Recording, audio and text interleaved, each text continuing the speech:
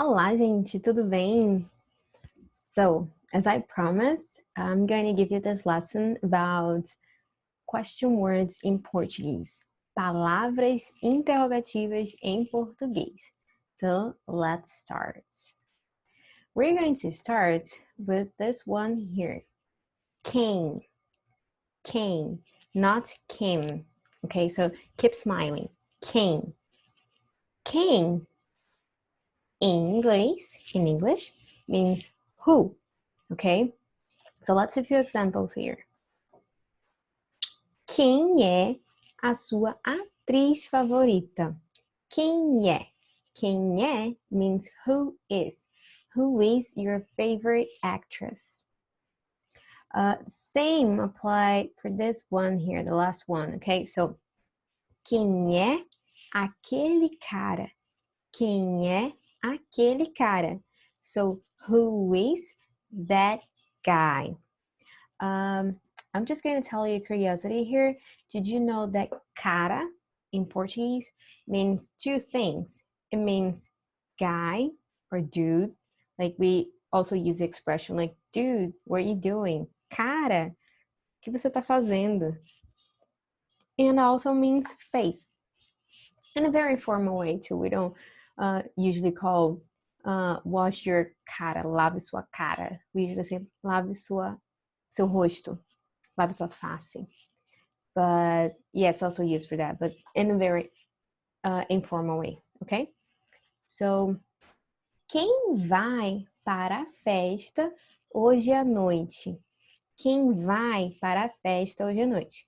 Who is going to the party tonight? Who is going to the party tonight? Quem vai pro trabalho hoje? Who is going to work today? Okay, so quem vai, who is going to, okay? Now, next one is quando. Repeat, quando, okay? So, quando in English means when. Let's see a few examples here. Quando é a reunião? Quando é a reunião? When's the meeting? Quando é o seu aniversário? Quando é o seu aniversário? When is your birthday? Quando vamos nos encontrar? Quando vamos nos encontrar? When are we going to meet? Okay, so here we have the verb to be, and here we have the verb to go. Next one is como. So, in this one here, so como, if we translate it literally to English, it means how, but it's not going to be used like how always, okay? But we're going to see the examples here. This one is good. So, como se diz notebook em português? You can use the same structure for any other words, like como se diz star em português? Como se diz, I don't know, book em português? It means, how do you say in Portuguese, okay? We also use como in regards to means of transportation. So if I want to know how someone goes somewhere, I can ask, repeat. Como você vai para a escola? Como você vai para a escola? How do you go to school? It could be the same for work. Como você vai para o trabalho? And also for the mall. Como você vai para o shopping? We also use como to ask how someone is feeling. Como você se sente hoje? Como você se sente hoje? How do you feel today? Now, we're going to onde. This one is good because we also have another expression that means exactly the same thing. Okay, it's just used a little bit different. We're going to talk about it. So, onde. Onde in inglês means where. Okay, so let's see the examples here.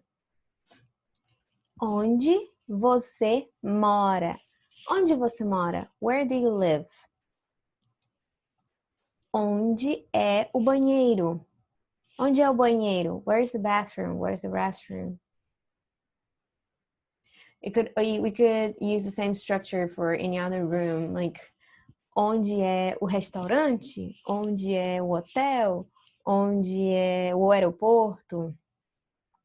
Now, this one here, if you want to know where someone is. Onde estão vocês? Onde estão vocês? Where are you? Right? In the plural here, vocês. But in Portuguese, it's also very common to hear people using the expression cadê? Okay, so cadê? Cadê means where is or where are. So we just use cadê in sentences with where is or where are. In this case here, now let's see the examples here. So, cadê meu livro? Cadê meu livro? It's the same as where is my book? Onde está meu livro? Cadê vocês?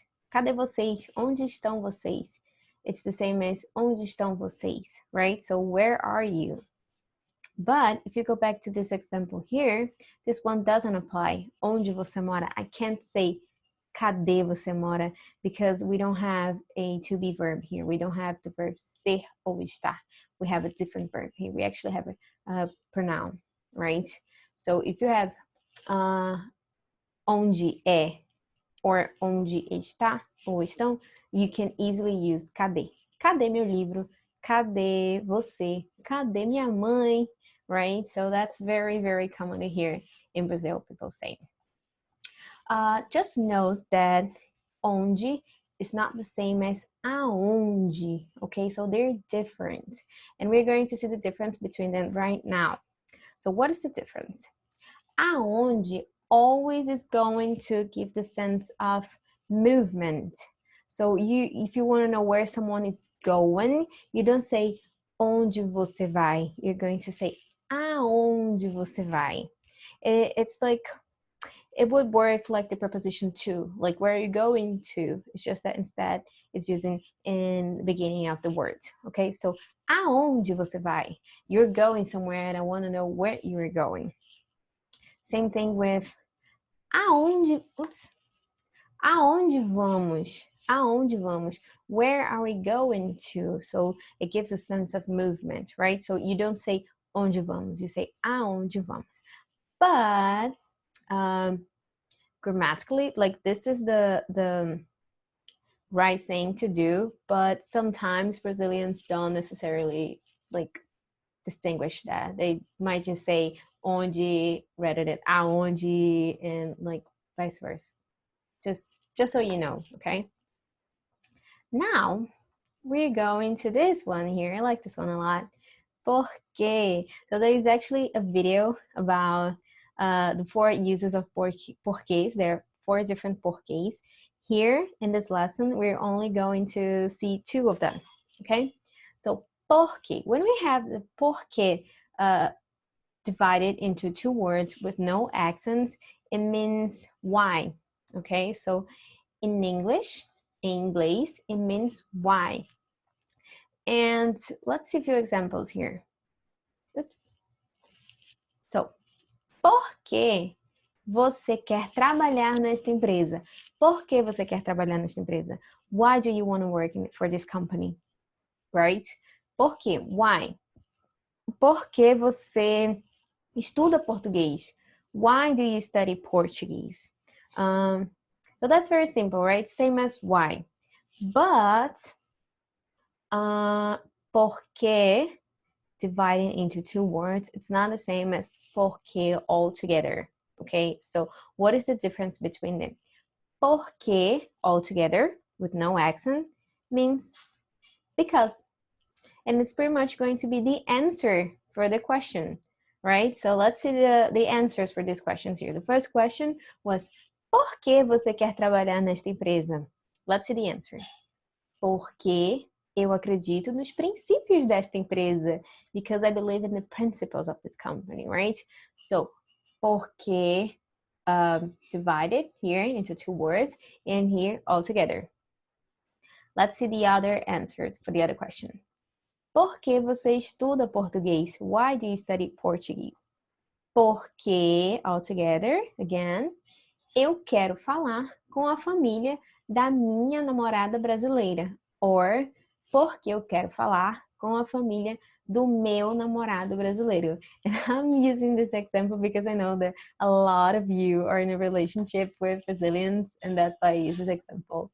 In case someone asks, like, why are you studying? Por que você está estudando português? And you can say, porque eu quero falar com a família da minha namorada ou do meu namorado, right? Okay, so now things are going to get a little bit confusing, okay? We have que and we have qual. So both que and qual means what, but they're used in different situations, okay? We're going to start with qual. So qual in English, actually, it can be what or which, right? So it's used when the answer is not a definition or an explanation. And also, the same case as which, that it's usually when we have like a few options as answers, okay? So let's see the examples here. Qual é o seu telefone? Qual é o seu telefone? I'm not asking for an explanation or a definition. I just want to know your phone number, right? So, qual é o seu telefone? Same thing here. Qual carro você comprou? Qual carro você comprou? Again, I'm not asking for an explanation or a definition. I just want to know what car you bought, right? And here in the last example, this one could be replaced. It could be translated by which, right? Because I'm giving you options. Qual dos dois filmes você prefere? Qual dos dois filmes você prefere? So which of those two movies do you prefer, right? So here in this case, it could be translated as which. This one's could be translated as what. So what's your phone number? What car did you buy, right? Okay, so now let's see the last one, que. So when we make questions with que, there are two types of case actually. So que in English is translated as like what, and it's used when asking for a definition or explanation. Both of them, o que and que, but they're used in different situations, and we are going to see them. So let's start with o que. Okay, o que is always going to be followed by a pronoun or a verb, like, let's see the example. O que você vai pedir? What are you going to order? So, você is a pronoun, right? So, o que você vai pedir? Again, here, o que ele disse? O que ele disse? What did he say? So, ele is a pronoun, right? So, that's why we used o que. And the same thing here with o que é mão de vaca? O que é mão de vaca? Right? So I'm asking for a definition, an explanation. What does it mean? What does mão de vaca mean? And é is a verb, so that's why we use o que. And I'm going to answer this for those of you who don't know what mão de vaca means. Mão de vaca is a frugal person. Okay, so mão de vaca, it's like a cow's hand. Someone who doesn't want to pay enough money for things. You're like frugal. So these are the situations we use o que. And now we're going to see que, just que. So que, it's going to be followed by a noun, and that's the difference. Here, o que, it's going to be followed by a pronoun or a verb, and que is going to be followed by a noun. Let's see the examples. Que tipo de música você gosta? What kind of music do you like? So, tipo is a noun, right?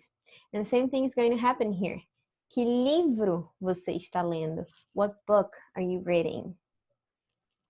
Que cidades do Brasil você já visitou? What cities in Brazil did you visit already, right? But what happens is when we use qual, sometimes qual is also followed by a noun here. like this. Qual carro você comprou? So carro is also a noun. And then what happens is I could easily use que carro você comprou in this one. So both ways are right. Que carro você comprou or qual carro você comprou? They're perfect, right? You can use them whenever you want, whatever you feel like. Okay? So, yes, that's it. These are the palavras interrogativas in Portuguese, question words in Portuguese. If you have any questions, just let me know, okay? So, bye-bye.